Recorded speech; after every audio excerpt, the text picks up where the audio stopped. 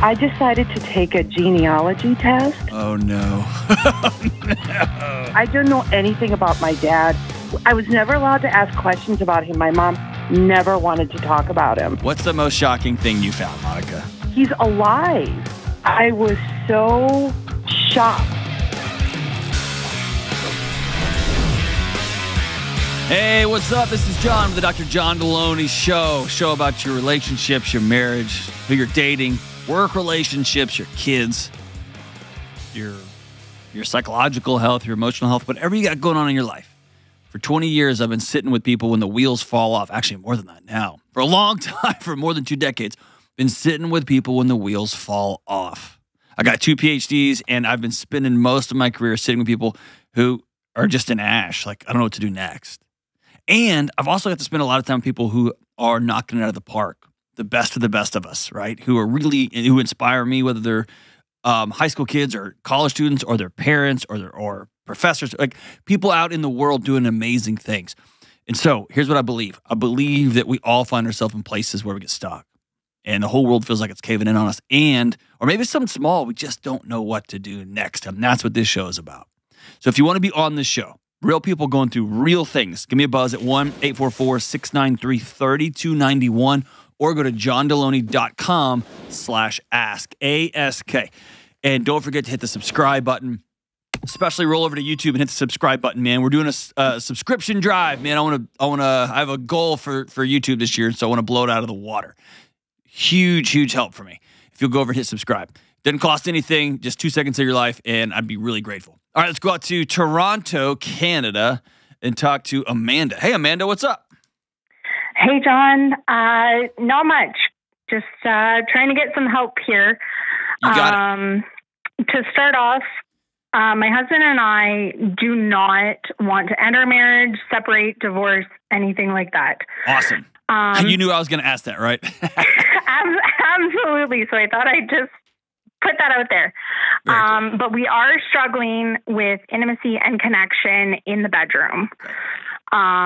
We seem to flirt outside the bedroom. It's like when we cross that threshold, something changes. So what changes? What changes? I feel like we are roommates as soon as we get into the bedroom. We flirt outside the bedroom, we kiss, but it's like when we get into that bedroom at night, after our daughter goes to bed, I think we're just so exhausted. We get into our devices, TV, and we just don't even connect. That sucks. It does. I hate that for you. So do you trust me that there's hope here?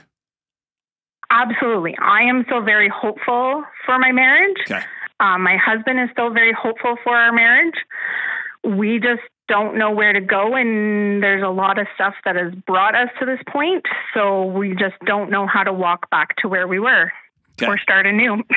There you go. There it is. All right, so almost always somebody who's making this type of call has some sort of major life transition. Has anything happened recently? Whether it's jobs, how old's this kid? I mean, has things changed? So things have been in flux and transition for the last 5 years. We had some fertility issues, decided to adopt. I've always wanted to adopt. So we brought at the time, this was back in 2018, a 4-year-old into our home as a foster to adopt scenario. And it took us 4.5 years to be able to finally finalize that adoption so that she can stay with us forever and ever. Amen. Awesome. So that just concluded last August. Well, on behalf of everybody, thank you. Like you're lighting the path for us. And I know that doesn't make it any easier on a day-to-day basis, but thank you. It's amazing. Yes. It's amazing. So when you cross that finish line, yep, she's yours. After I guess really 8.5 years, right? Almost 9 years. Well, we got her at 4. She's now 9. So okay. yeah, Right. we've had her 5 years. Okay. All right. She's 9. Go back 4 years ago when you said she's the one. Yep. And you all filled out all that paperwork and you got to see her and you got to meet her and do that little awkward interviewee thing, and like go back to the, and you're like, no, honey, she's it, and she's the one, and he's like, yes, she's gonna be my daughter. What do you? I want you to be really specific, okay? And this is important, so I'm not just playing with you, okay? Yeah. What was graduation day? And for those of you who are not in that world, it's like it's forever family day, right? Like you cross the line. The judge says, I decree. What did you think that was going to feel like? I thought it was going to feel more momentous than it did. And what did you think your home was going to feel like? Take me back. Paint me a picture of what your home was going to be like the day you drove home from the courthouse. I knew it would be hard and there would be struggles, but I didn't expect it to take the better part of almost 5 years. Okay. So emotionally, we spent most of the last 5 years focused on her. She's a special needs child. She's got developmental delays. She's got ADHD. She's got possible trauma coming down the line from the adoption and the foster care and the apprehension. So there was a lot more needs than anybody knew about 5 years ago. So we've been struggling through that, and we put our marriage on the back burner thinking, okay, this might be 6 months, 8 months, and then we can move forward. And it took 4.5 years. There you go. And we woke up a year ago. Oh, go ahead. Go ahead. I say we woke up a year and a half ago, and said, oh my gosh, our marriage sucks. Yes. Well, and beneath that, both of y'all think yourselves suck too. Yes. Because y'all put yourselves on the back burner also. Yes. Like good parents do in a time of crisis. The challenge is crises aren't designed to last 4.5 years. Our bodies aren't built for that. They're built for a momentary crisis. Yep. And so your marriage is an outgrowth of what you think about yourselves and what you think about each other individually. And so over the last 4.5 years, y'all have developed a couple of what I call Xanaxes, which are screens, avoidance, TV shows. What else? What am I missing? What else has become your numbing agent of choice in your household? For me, it's been to find things to try and take care of myself. So I have a lot of commitments and things that I do outside of the house that bring me joy. Busyness is an awesome drug. Whereas my husband does not have anything besides work that brings him out of the home. Okay. Where I think he could benefit from doing some things, and I could probably benefit from scaling back a little bit. Awesome. So y'all are totally normal. You're better than average. I don't say you're better than average, but y'all are pretty amazing. You spent 4.5 years fighting for an adopted special needs child. That puts you in the upper tier of humanity as far as I'm concerned. That's up there with the Kellys of the world, right? Who's lived that life too. Yeah. But it makes you normal. Things got chaotic, things got wild, and you put your marriage on the back burner, you put yourselves on the back burner, and you wake up 4.5 years later and you don't like yourself, you don't like each other, and your marriage is like, oh my gosh. And then it feels like we don't have a way back. Fair? Fair. Okay. Now, you mentioned like we hug and we kiss, and so things are okay outside of the bedroom, and then we get inside, it all gets weird. What gets weird inside the bedroom? The fact that both my husband and I, previous to us getting together and dating, were very inexperienced with previous partners. Neither of us had long-term relationships through university, through high school. Oh, Amanda, I don't care about any of that. I'm talking about right now. Right now, because going back in time, that's an avoidance strategy too. Right now, y'all smooch each other. You clearly love each other. You want this thing to work. You put your kid down and you all go, oh, God. It's that nightly like, oh, thank God. And then it's finally like, oh, yeah, time. And you go in the bedroom and you're like, meh. And you pick up your iPad. He picks up a cell phone and y'all head off into your fantasy worlds, and then you just go to bed. Yeah.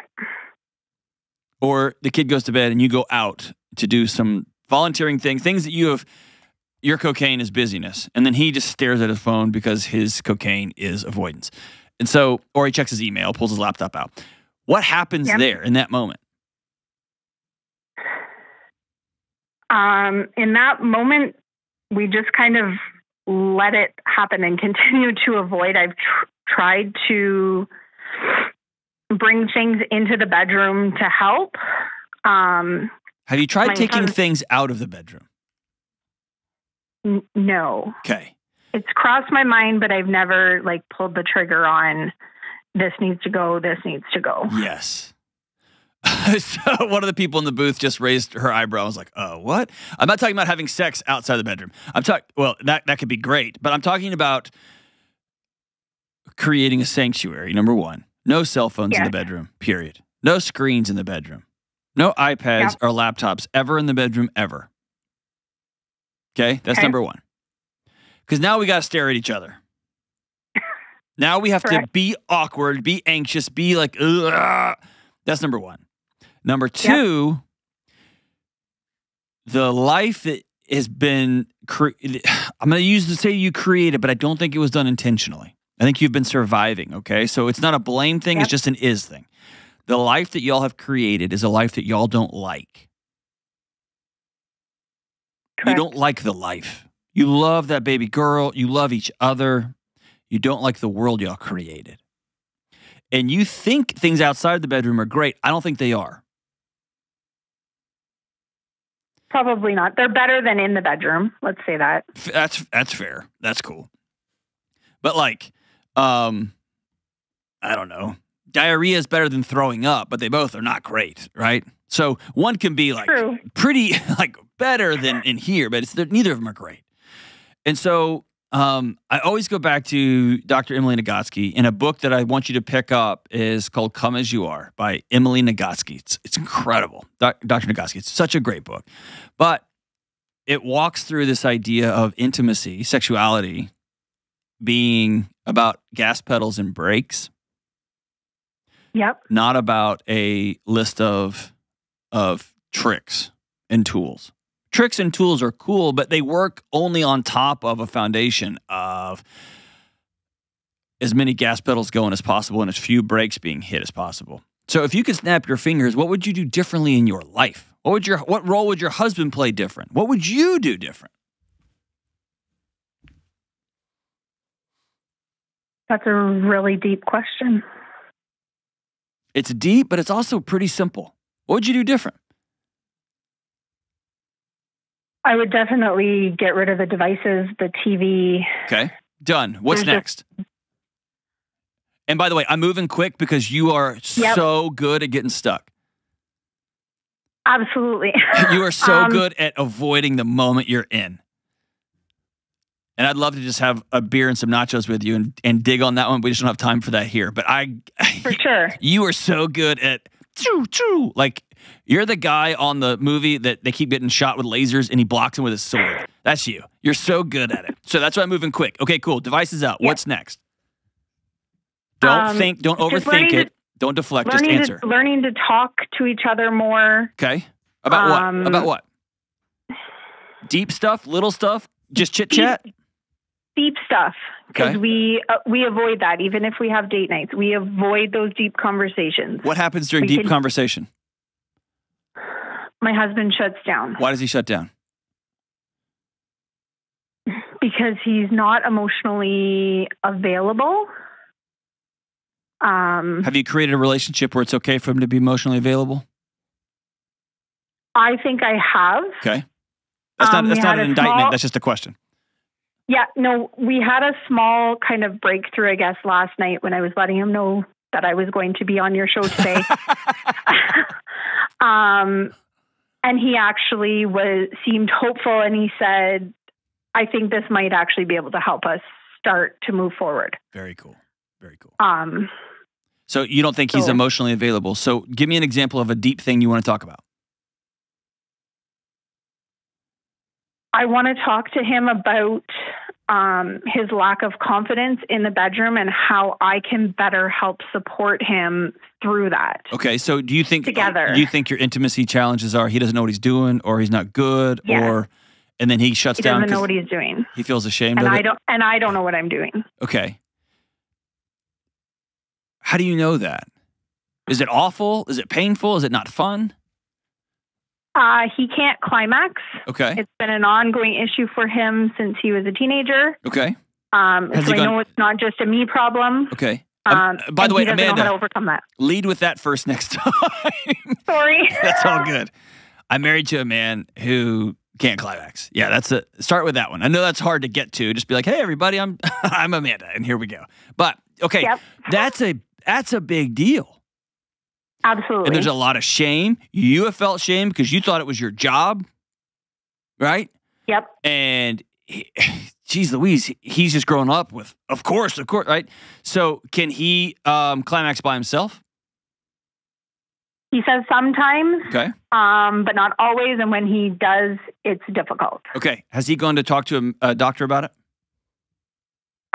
We started down that path, and then in order to investigate further would involve him being put under for surgery so that they could do exploratory stuff, and we just weren't prepared at that point to do that. I think we're there now. And I don't necessarily know that surgical, I'd have to get some more details from y'all, and this isn't the time for that, but there needs to be a psych eval first. Okay. And a doctor will, or a psychiatrist or psychologist will walk you through, here's some things I want y'all to try, and let's go through some conversations, because there might be sexual abuse in his past. It might be purely physiological. But if this is something that's been going on since he was a kid, since he was young, here's what I always tell folks. These things are a context. They're not an excuse, right? You both came into the marriage, and this is, devastating. It's awful. It's hard. It's scary. It's really scary. Yep. And this is his journey now to go get this stuff. And by the way, I think the language is going to be really important. If I was struggling with this myself, I would feel awkward with my wife saying, we are going to the doctor. No, I'm going to go. I think it's a matter of, I know y'all are experiencing this together, but this is something that has haunted him for a long time. And so there's a transition from, we're going through all of this the same way we went through the adoption, we went through IVF. Actually, you know what? I bet it's similar. Did you go through IVF? No, because of his issues. Okay. We didn't even explore that option. So we kind of were y'all was your infertility based on the fact that he is not able to climax? Correct. Ah, okay. And y'all didn't seek a doctor then? So that's when we sought out medical intervention to help. Mm-hmm. And the urologist we saw said, you have to go surgery at this point. And at that point, I had always wanted to adopt. He didn't want to do the surgery. So we just went down the adoption route, and here we are. Okay. Almost 6 years later from that. Yeah, it's time right now. You'll need to go see a doctor, because I've got concerns. There's other things going on. Okay. And an exploratory, when you say surgery, I'm not thinking they're going to scope something, or they're going to send a tiny camera up his urethra, or they're going to go through and figure out if there's a physiological thing, or some type of MRI or anything like that. When I think of surgery, I think they're going to go in and start cutting and removing things. And I don't think that's the case here. So it may be a matter of the language. It may just be like, no, we're going to have to go check some things out. Yeah. That shouldn't scare anybody. Now, before they start cutting and everything, I'd be nervous and scared. That's fair. Okay. Yep. Yeah, I'm self-censoring in real time. But here's the deal. Y'all have to go do that. And quite honestly, y'all should have done that 4 or 5 years ago. Y'all made a y'all drove all the way around the continent to avoid going by somebody's house. Yep. Right? And the way you're saying, yep, makes me think you've been telling him this for a long time? Yep. Okay. Pretty much. All right. It's time. And I think it's a matter of being worried that he has got something else going on physiologically that needs to get doctor's intervention ASAP. I also think there's a strong, is there any hint that this is psychological? Possibly. Like, I've suspected it for a while. Okay. So. If you have a primary care provider, and I know healthcare is different in Toronto, in Canada, if you have a primary care provider that doesn't sit down and go through an ACEs screening, it doesn't go through a childhood abuse, like walk me through what led us here, how long have you been experiencing this, because it's abnormal, it's not within the bell curve, and go straight to, well, we got to do surgery, then you need to walk out that door and find somebody else. And again, I know that's more challenging in Canada, but I want someone who's going to sit down and talk to your husband first. Because the chances of this being something psychological are very, very strong. Very strong. Whew. And I'd let him know, I support you 100%. I'll be with you every step of the way. As much as you want me to be involved, I'm going to be involved. But as your wife, I love you, and I'm scared to death for you and your health, both psychologically and physiologically. And, I mean, you can go through all of the intimacy stuff on planet Earth with this big elephant in the room.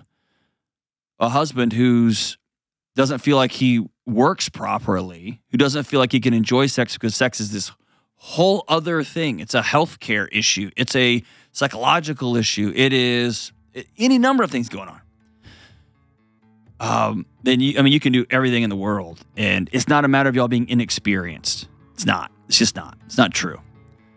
This is a matter of your husband's got to go get some help and figure out what's going on with his body ASAP.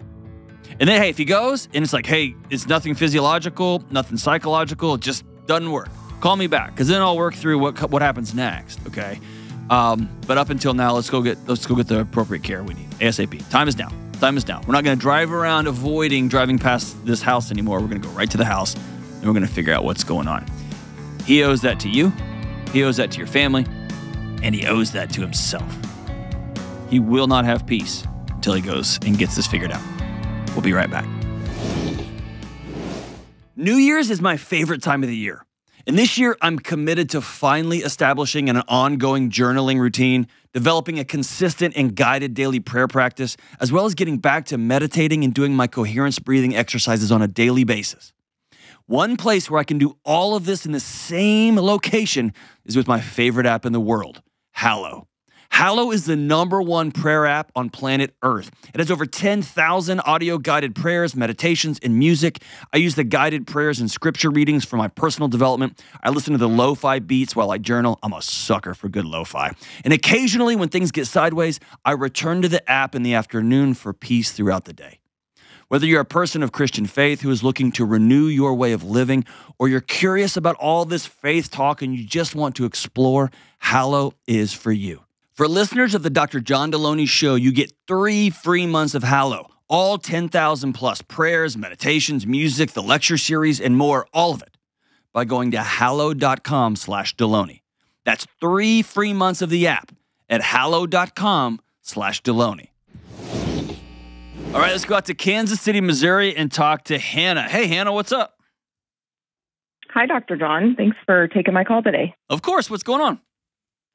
Well, I wrote in with the question, how do my husband and I stop living in the past, move forward with our marriage and our life together when we've put each other through some pretty traumatic things? What'd y'all do to each other? Well, we have 3 kids. He had a child from a previous relationship. And then we had 2 together. And when I was pregnant with our second child together, he had an affair with a coworker. And I found out about a month before I gave birth. Good gosh. That's it had gone on for like 4 or 5 months, before I found out. And, I was just kind of in survival mode and was like, well, what am I going to do? I'm going to have a newborn baby. I have a child under 2. I have a stepchild. I was just kind of in survival mode and just was taking it day by day and trying to process everything. And I chose to stay. And then... Hold on. Did you choose to stay out of survival mode, or you survived, the sun came back up, and you were like, no, we're going to work on this? Or was it the terror, I have a newborn, like, and I know it's like, oh, I would leave him. People who say that have never stared economics in the face. They've never stared single motherhood in the face. It's a scary proposition, right? Yeah. At the time, I was just kind of numb. Okay. I didn't really, like, when he told me, I said, no, you didn't. Because I just didn't believe it. I was like, the person that I married would never do that. Okay. And so I didn't even believe it. And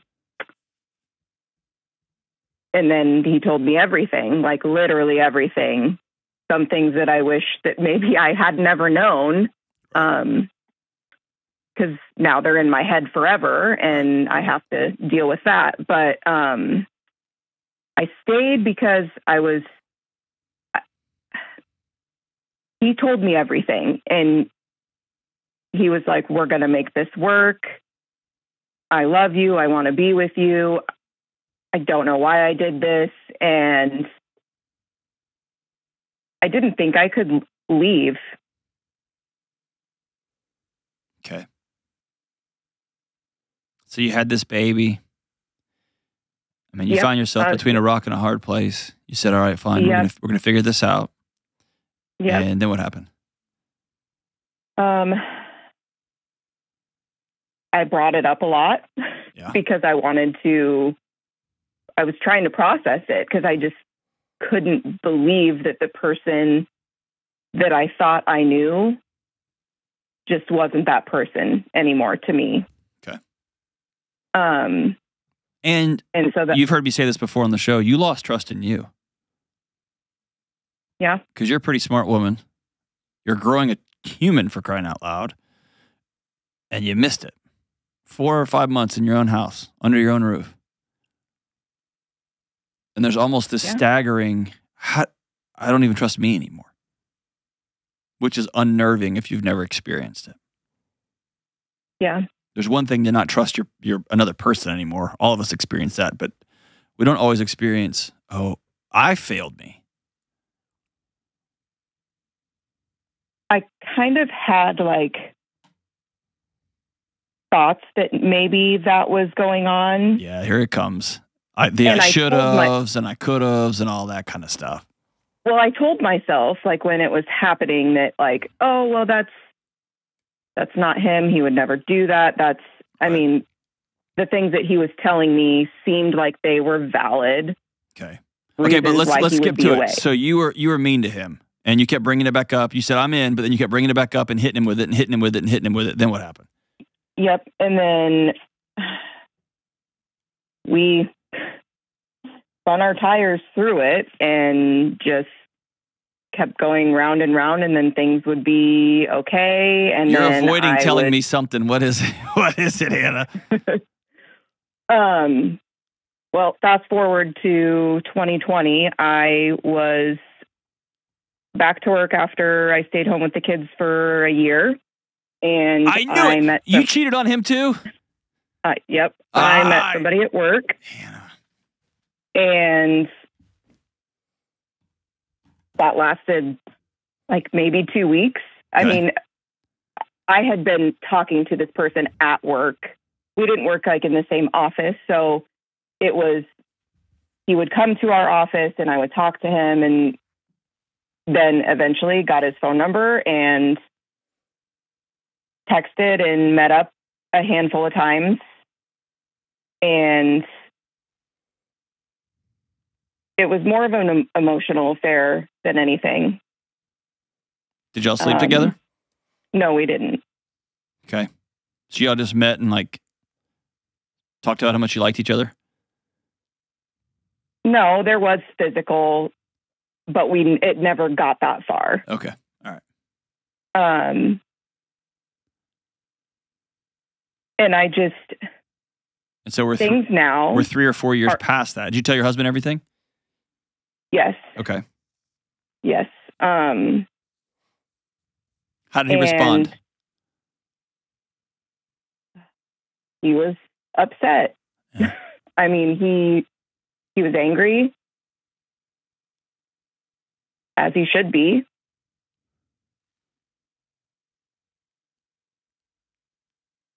I quit my job.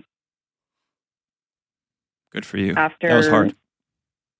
It was, because I didn't have another job lined up. Yeah. That was really tough. And that meant that tells me you were all in on your marriage. Or at least you were all in on, that's not who I want to be. Yeah. Good for you.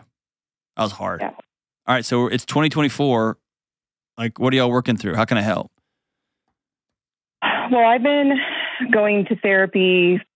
I mean, I went to therapy like immediately after his affair because I had postpartum depression. I didn't know how to process anything on my own, and I was aware that I needed help. And I quit going to therapy. Now I go back to therapy again. I go to a recovery program for alcohol. Okay. Do you drink too much? I used to. I will have 3 years in February. Congratulations. That's awesome. I'm proud of you. So let me ask you this. What about 2020? Besides, I don't know, the world was melting down. Besides that, you have what I would call like an extraordinary fantasy with this guy at work, right? You still there? Yeah. Okay. Yep. So you have this extraordinary fantasy with this guy at work. The emotional, the physical, the somebody's finally making me feel alive. And that's about the same time your alcohol is really reaching its pinnacle. And in both of those situations, your body is telling you to run and escape your life, the life you had built for yourself. Yeah. And now you're sober. Now you're just back with your husband. Have you cheated on him any other times? No. Okay. And you've just meandered in the desert for 4 years. And here you are, right?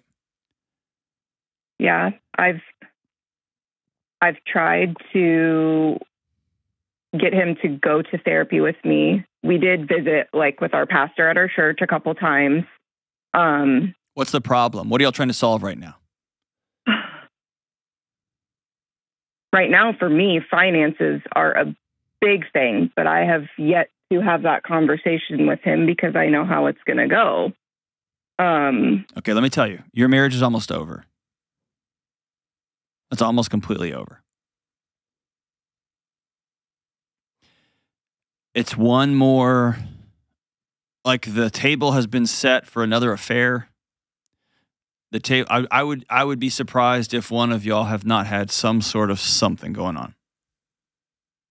It would take two extraordinary people to have held out because y'all are as far apart.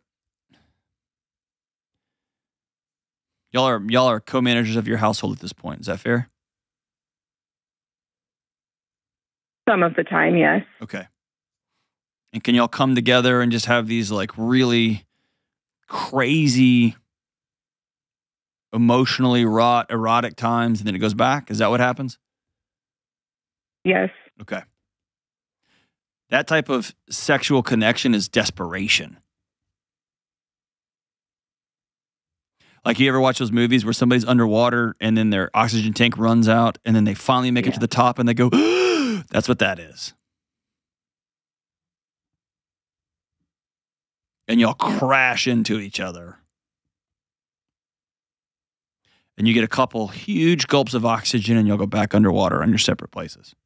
Your marriage is it's at the brink. And so here's what has to happen. You have to have two adults sit across a table from each other and say, the marriage we had is over. I would like to build something new. Will you build it with me? Please say yes. What is that supposed to mean? I'm going to tell you. You've hurt me. I've hurt you. We've lived in a desert for the last 4 or 5 years. We get to choose what happens tomorrow, and I'm choosing to not continue to live like we've been living. Are you in? Because if you're in, here's what I need. I need transparency when it comes to your phone use. I need transparency when it comes. I need us to sit down and have chit-chat time together or talk time together. We're going to put sex on the calendar so we don't just have it once every 2 weeks and it's these crazy get-togethers. I need you to tell me what's going on financially in our house.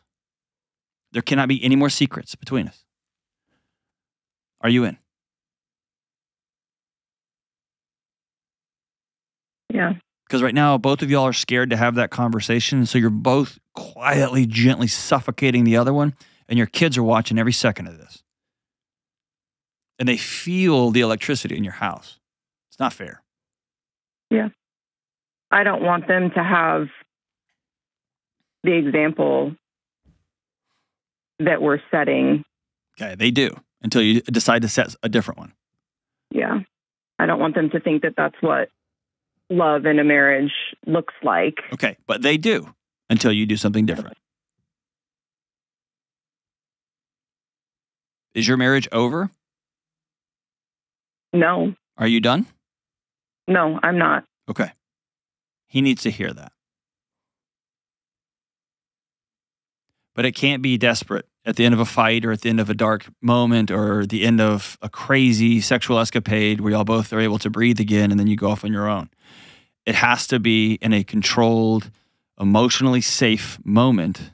Probably, I tell everybody, go to breakfast where the sun comes up, and where you're at a restaurant, you're at a different environment. So your body doesn't get all keyed up because it takes environmental cues. It doesn't have to be at breakfast. It can be at a park. It can be at a hotel. It can be anywhere. But we're going to have a grown-up conversation. This is going to be very, very hard. Are you willing to build a whole new marriage with me? And that picture, if he says, yes, I'm all in, then he's going to get to say, here's what I need in this new world. And you're going to get to say, here's what I need in this new world. And y'all are going to have to decide, here's what it's going to look like when we get there. And then, by the way, your kids are going to be teenagers, and y'all going to have to go do this again because y'all have never been married with teenagers. And then one of them's going to leave the house, and you're going to feel lost at sea, and you have to do this again, and then you have to do this again. And this is the beauty of marriage. You get to be married to somebody new every couple of years, but you got to go back and redo the whole thing again. But here's the thing, like,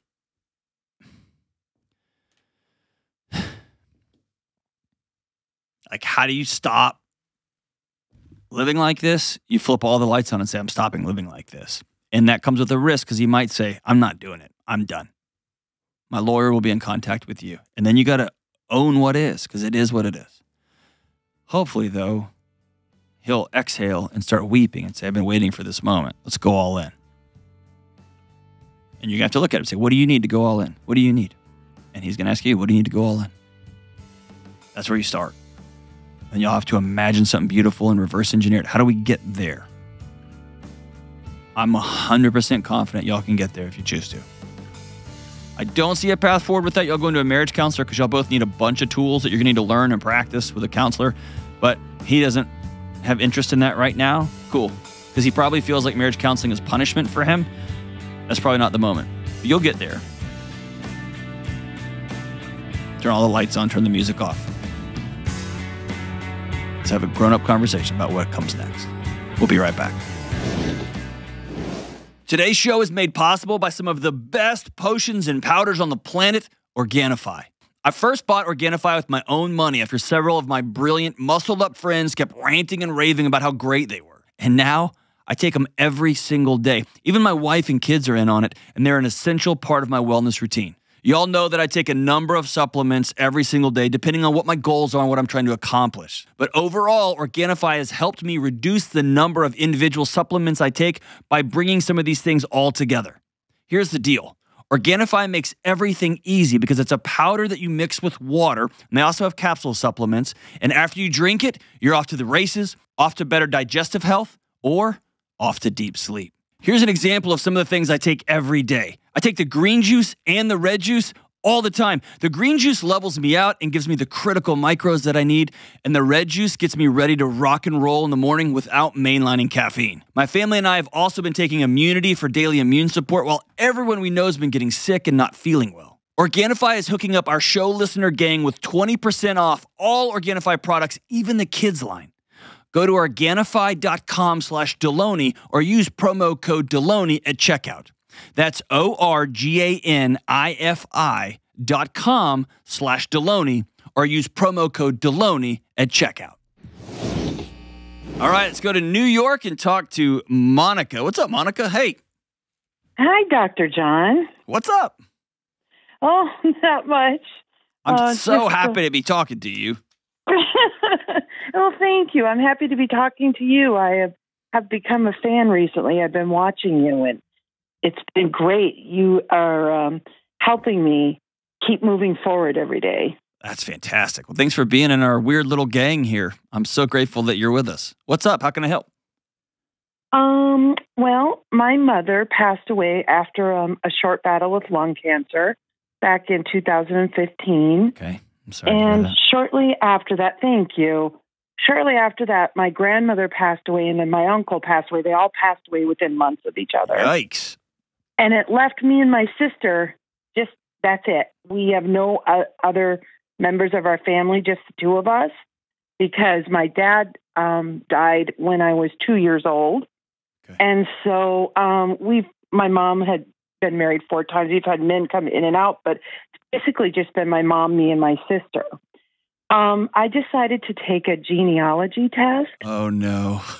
Because I wanted, I know, but I wanted to know more. I don't know anything about my dad. I was never allowed to ask questions about him. My mom never wanted to talk about him. So it was just kind of a written rule in my house that we don't ask questions. And I didn't know anything about him, like what nationality. I knew nothing. So I wanted to take one of these tests to see, and I also wanted to see if I carried the cancer gene. Just health-wise, I want to make sure I was okay. Hey, listen, 100%. I would have done the same thing. Right. I would. Right. I just know usually where this is headed. Yes. Oh, Monica. I got the results back, and I found out that I was Scottish. So that was shocking and surprising. I've always had a love of Scotland, so I thought that was funny. What's the most shocking thing you found, Monica? What I found was it said I had a familial match, either a first cousin or even closer, and it listed a girl's name on there. And so I contacted her, and I said, I think we're first cousins. My dad is so-and-so, and I listed my name, and she texted me, or she emailed me right back and said, we're not cousins, we're sisters. That's my dad. And your dad's still alive, isn't he? Yes. And he was in Florida living this life. He's alive. I was so shocked. Yeah. Shocked. And so I started to get to know my sisters for the next 7 months, and my dad never reached out or anything, even after they confronted him about it. And he never reached out. So finally one day I wrote him a letter, and he wrote me back and said, if you'd like to talk, you can call me. And I called him, and I thought he was going to tell me some crazy story that maybe my mom had kidnapped me, or so. I just wanted to know why she had lied and told me he had died and he was alive. And basically, he told me that he knew I was alive. He just didn't look for me. He just started a new family. He just left my mom, walked away from my mom, or he blamed my mom and said that he just wanted a new family. Oh, Monica, hold on. I'm so sorry. Thank you. You've heard me say this over and over. I can't breathe without my daughter. She's 8. And so I don't even have a psychology for what it would take to walk away from your daughter, your baby girl. Yeah. And I know it feels like you found him and he died all over again. I'm sorry. Well, he sent me a text and he said, I am your dad and I would like it if you called me dad. And I can't call this person. I've never even met him. Right. Yeah. I can't call this person dad. He keeps asking me to come to Florida to visit him, but I don't know if I can do that. You don't owe anybody anything for any reason. And it's not your job to make him feel better for abandoning his little girl. Okay? And also, this is a context, not an excuse. Okay? This does not in any way excuse at all. But God, what must have happened back in the day for him to take off? Who knows? And the problem is I have no one to ask. No. And listen, Monica, you're never going to get an answer to that question. That's going to be a haunting question that you'll carry in your heart for the rest of your life. You're never going to get an answer to that. The only answer you're going to be able to get that is real and something you can hold on to is, what are you going to do next? That's it. There will be no why. There will be no, oh, okay. That will never come. He just acts like he doesn't know what to do. Pick up right now. Yeah. His daughters that he raised are so disgusted with him. Well, they keep telling me what a great dad he was, how he went to all their games. Of course. They sent me pictures of him walking them down the aisle. They're trying to do the best they can to like paint a picture like he wasn't bad. Something must have happened. They're trying to help, I bet. Well, as I keep thinking, I mean, if he was such a great dad to them, you're never going to get an answer to that question you're asking. Stop asking it. You're going to drive yourself mad. You're going to drive yourself crazy. My sister and I have been trying to deal with this, and just trying to deal with the fact that our mom lied to us. Yep. And also, hey, what good is that going to do for you? Right. Your mom is passed. Right. Who knows why she lied? Who knows what kind of pressure she was under back in the day? Right. She was young. Who knows? Yeah, I know. She married my dad when she was 18. Yeah. Who knows? I know. And we've been dealing with this, and I got a call out of the blue one morning from my sister that my 21-year-old niece, who I'm very, very close to, passed away. Oh my God! Suddenly. And my sister has been really struggling. Yeah. And it will be a year, January 26th. Yeah. And she's just pushed everybody away. Your sister has? Yeah. Yeah. And I don't know what to do to get her to. I don't know what to do. Have you showed up at her house? Mm-hmm. A lot. What does she say? I write her letters. Does she say leave? I tell her what a great mom. No, she's let me in. Okay. Keep showing up. She's just... Monica, keep showing up. Keep showing up. I know you feel like you're not doing anything. Just keep showing up. Bring tacos. Just keep showing up. I'm trying. I'm really trying. I know you are. And it kills you to watch your sister falter underneath you because she's all you got left. And we just, in my house, growing up, we just never talked about anything ever. Mm-hmm. That's just how people deal with stuff. You just act like it didn't happen the next day. And she's not talking. Yeah. She doesn't have the tools. It's not a matter of not wanting to. She doesn't know how. And it's hard. And you know as well as I do, those things she's not saying are going to kill her. They're sitting inside of her, turning into another cancer. They're going to kill her. And I just feel so overwhelmed. Mm-hmm. I feel stuck. Yep. I feel it feels hard. There's a sludge. Everything is just a sludge to walk in every day. That's right. When I feel like everything's coming down, one of the greatest gifts I can give myself is to step back and take a yellow pad and a piece of paper on that pad and a pen and write down what can I control and what can I not control. I can control what kind of apocalyptic news I'm reading 24/7. I can control what I'm eating. I can control my exercise. I can control sitting on social media. I can control showing up to my sister's house and bringing a meal. I can control texting this man back and saying, I'm not going to call you dad ever. Or I'm willing to give you a shot. I'm going to come to Florida and stay at my own hotel, and you're not going to know where it is, and we're going to meet at this restaurant and if at this time, and if you can make it, I'm willing to start over from scratch. Maybe. But you don't have to. Those are all things you can control.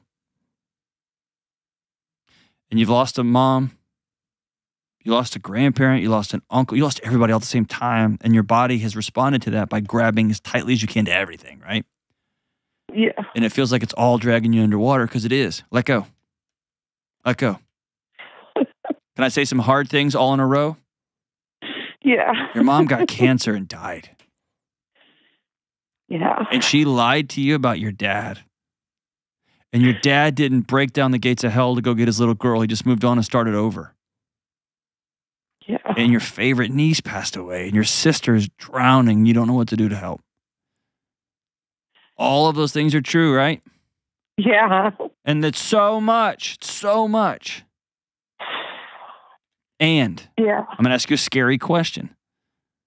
Can you, my friend Monica, can you do anything about those things? No. No. No. I hate it, but you can't. Yeah.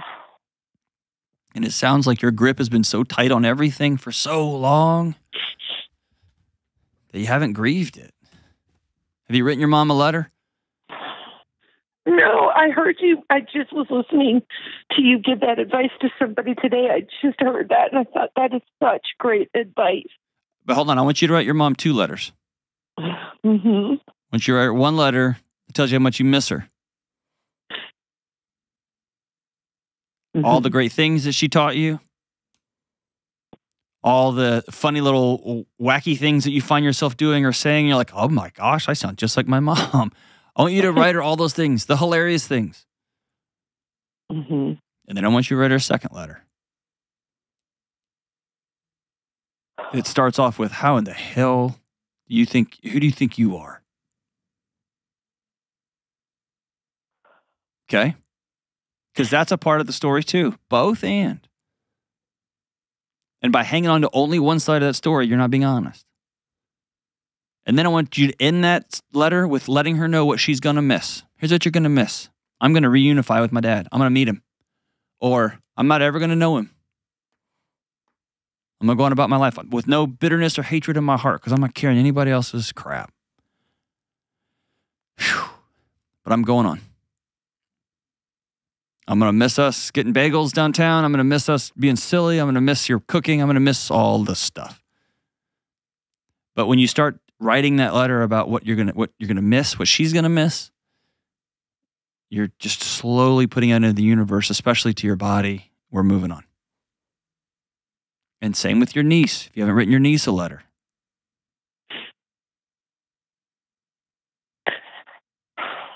Okay? And what we're doing is we're letting our body open our hands up a little bit. They're gone. And the scariest question we have to ask ourselves is, what are we going to do now? So I'll ask you, are you gonna call that old man? Are you going to go visit him or no? I got no judgment on it, one way or the other. No, I'm probably not. All right, you should block him then. Be done with it. Oof. Because otherwise you're hanging on to a fantasy. Sisters? You're choosing to torture yourself. What do I do about my 2 sisters? You tell them, hey, I want you guys to be a part of my life. It's amazing to meet you. Or, hey guys, it's been so good getting to know you. I wish you all the absolute best in the world. I've kind of tried this on, and I just got to move on with my life. I love you all. I wish you all the best. Block them from everything. Or go all in and say, I want to meet for Christmas next year. No. I'm not there. But here's the deal. You're drowning in a sea of neutrality. You're trying to play both sides of the fence, and it's going to kill you. Yeah, I've been told that by my husband. Well, he's a wise man. Yeah. We've been married for 32 years. Well, so. you should give him his sainthood patch. But here's the deal. You gotta decide which side of the fence you're going to be on and just be on it. And by the way, if you make peace on one side of the fence, if you say, I'm going to go meet this man. I'm going to go meet him. I have to for me. Not for him, but for me. I got to meet him. I got to see him. I got to ask him face to face, why did you leave me? Do it. Go do it. Go do it. It's not going to give you the resolution that you think, but go do it. That's what you want to do. And you could always leave that exchange and say, I'm never talking to that man again. I'm out. Or you can reach out to your sisters and say, hey, guys, I just need a break. I wish you all the best. I'm just going to take a break. And go from there. And then when you're done with the break, you can reach back out to them. My fear is your sister, you're going to use them as a way to bridge your pain with your sister. And that's going to be hard. Whew. Keep showing up with your sister and keep showing up with your sister. Maybe time for her to sell that house. Maybe time for her to change environments. Maybe time for her to have some hard conversations. And given the amount of grief that you both have suffered over the years, again, she may just not have the tools. She may not have the desire. She may not want to. She may not want to breathe without her daughter standing next to her. And I hate it because you can't do anything about that. What can you control moving forward and what can you not control moving forward? Let's double down on those things. And as for your sister, keep showing up. Keep showing up. Let's make the next 10 years as beautiful as we possibly can. We'll be right back. Hey, what's up? So if you're a regular listener to this show or if you're brand new, you know that one of the things we talk about all the time is your marriage, dating, relationships, trying to find that spark or trying to get that spark back, or how do you stay married and have kids or deal with money, deal with like all the stresses that's going on. By the way, being married in this day and age is an act of rebellion. It's hard. You're swimming upstream. And I happen to believe it's worth it. And last year, for the first time, me and my good friend Rachel Cruz, we put on a money and marriage retreat. We invited couples from all over the planet to come into Nashville, Tennessee and spend the weekend with us. And we had a prom, we had educational sessions, we had tons of Q&A, we had some back and forths, we had couples on stage for live coaching. It was amazing. I'm excited to announce today that the Money and Marriage Weekend Retreat Getaway is back. This October, join Rachel Cruz and me for a weekend in Nashville, Tennessee. At Money and Marriage Getaway, you're going to get all of it. You're going to get tools that you need to stay connected when you get back home to your madhouse lives that we've all created for ourselves, right? So I'd love to see you all face-to-face. There are a few VIP spots that they've reopened. Go to RamseySolutions.com/getaway to get your tickets today. All right, we are back. Hey, as we wrap up today's show, I want to walk you through an exchange that happened on social media and clarify something. It's a great question. I often write these little black text posts. If you're not following me on Instagram, please go do that. But I often write these little text posts, and 99.9% of the time, there's something I've screwed up in my life or something I'm fighting with and wrestling with. And so I just type them out real quick to get them out of my head, and then I just post them often in real time. And occasionally somebody has done something stupid in my sphere, or what I think is stupid, and I will write about that. But almost always they're about me. And so I posted this. It says, we often think forgiveness is about weakness, caving in or giving up. It's not. Forgiveness is about letting go. It's about reclaiming ownership of your heart, your mind, and your body. Forgiveness is about you deciding to no longer carry the weight someone else has put in your backpack. It's about taking the bricks out and setting them down so you can move forward lighter and free. Forgiveness is about freedom. Forgiveness is about you. Somebody wrote in and said, hey, what thoughts do you have on this idea of forgiveness doesn't equal reconciliation, right? And where does our obligation to pursue broken people butt up against the need for very real boundaries with those who've hurt us out of that brokenness? I think that's a great question. No, forgiveness does not require reconciliation. It doesn't. In fact, often people who have hurt us don't care, or they hurt us intentionally. They lied about us on purpose. So until somebody comes to the table and says, hey, I lied. I tried to hurt you. I manipulated what you said for my own political gain. I tried to jump over you so I could get this raise, so I could fill in the blank, whatever the thing is. Whew. No, forgiveness doesn't equal reconciliation. And this idea of going to rescue people, I want to free people from that. You can't. What I can do is become a peaceful person. And I'm wrestling with this. I'm trying myself. A peaceful person. I don't carry other people's baggage. If you don't like me, if you're going to lie about me, cool, I forgive you. I'm not ever going to do business with you again. I'm not ever going to interact with you in any way again. I'm treating you with dignity and respect. Dignity and respect doesn't mean I have to do everything you say all the time and I have to respond to all your things. People text me and they're like, hey, send me this number. No, I'm not sending you that number. I forgive you for being so demanding of my time. But no, thank you. Right? So, no, forgiveness doesn't equal reconciliation. And it's not my job to go rescue people. It's my job to be a beacon of peace and light. It's my job to take care of me in a way that allows me to repel off into the craziness that is our world and help others. That's what forgiveness is. Forgiveness is for me. I'm not carrying your stuff anymore.